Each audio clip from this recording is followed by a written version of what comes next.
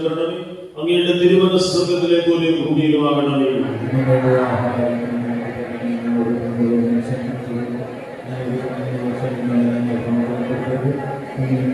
നമുക്ക് പ്രാർത്ഥിക്കാം. മറ്റെല്ലാ വിശ്വാസികളെ ഓർക്കുക.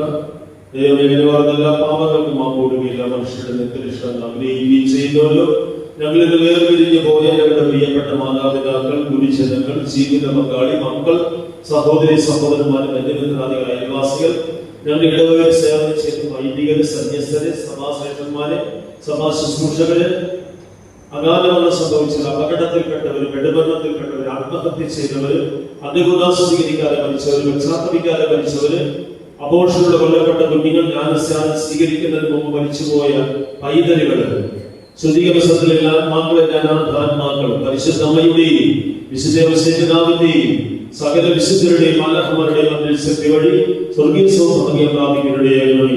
ഞങ്ങളുടെ കർത്താവായ ക്രിസ്തു വഴി ഞങ്ങൾ സമർപ്പിക്കുന്ന പ്രാർത്ഥന കേട്ടിട്ടുള്ളണമേ. പിതാവിന്റെ നിത്യവിശ്രാന്തി നൽകണമേ. എല്ലാ വിശ്വാസികളുടെ ആത്മാക്കളെ കർത്താവിന്റെ കാരണത്താൽ സമാധാനത്തിൽ ആശ്വസിക്കട്ടെ. ആമേൻ.